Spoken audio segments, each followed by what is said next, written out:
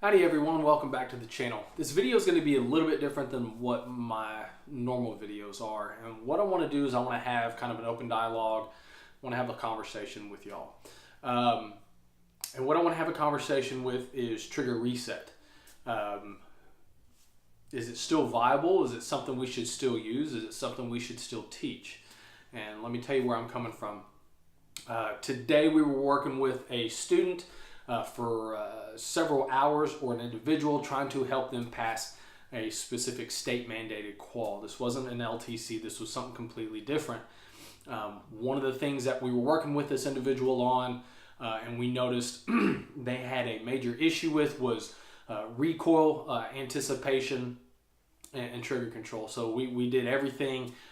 We worked on, we talked about grip, really having a good solid grip on that thing, locking it down into a vise, a good solid stance, working on sight alignment, sight picture, and then really emphasizing that trigger press straight to the rear.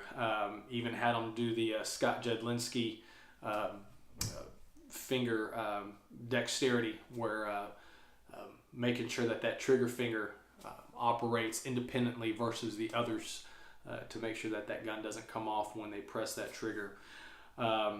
One of the things that we noticed, though, there was and I think this was a detriment to the student, was they were so focused on using the trigger reset method. And what that is in any trigger, as you have that initial slack, you kind of hit that breaking point, and then you keep press, that round comes off. You let off just enough until you feel and hear an audible click or reset. So that's the trigger reset. I was originally taught this method years ago. There's a well-known school that I trained with a bunch of times that teaches that, and they teach that this method, while it makes you quicker and more accurate. And I understand where that comes from, because if I'm trying to go from 1 to 10, and I can start at 6 to get to 10, that's much easier than going the entire distance. One of the things, though, is that I started noticing about the last year or so, as I kind of progressing with my firearms journey, as we all should be, is, okay, so let's say we're shooting a bill drill. So bill drill, a couple things critical: first shot, your draw, first shot to target, and then splits from there. Well, if you're working on, 0.20 splits, 0.18 splits, 0.22 splits, whatever that is, your brain is really not processing, okay, press, trigger reset, okay, I'm there, press, trigger reset. It's, bang, bang, bang, bang, bang. Press all the way through, come off, press all the way through, come off.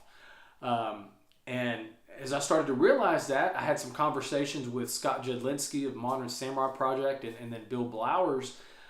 Hey guys, is the trigger reset method really even something we should teach brand new shooters, or shooters in general, anymore?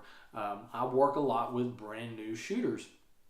Is trigger reset something that we should teach them? Because if what I'm seeing is happening to where, okay, well, I was taught the trigger reset method, and at 25 yards or whatnot, when I'm shooting B8s, slow fire, work on an accuracy, yeah, I use the trigger reset. But when I'm up close, 10 yards and in, and I'm working on splits or whatnot, I'm pressing all the way through, coming off, pressing all the way through. I'm like, guys, is this something that we should teach? And both of them said, no, not really.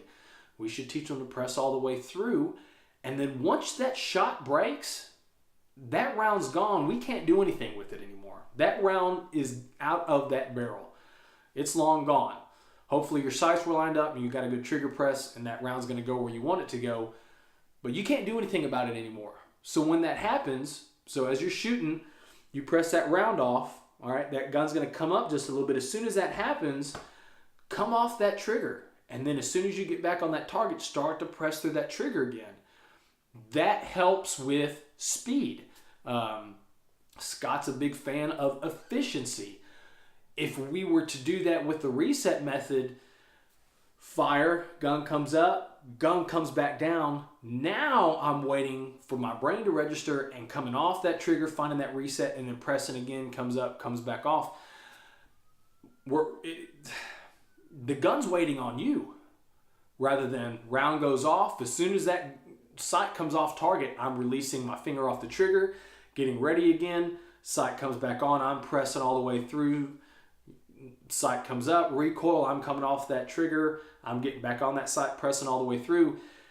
That trigger reset seems to really, don't really even use it if you're shooting up close, trying to hit certain splits.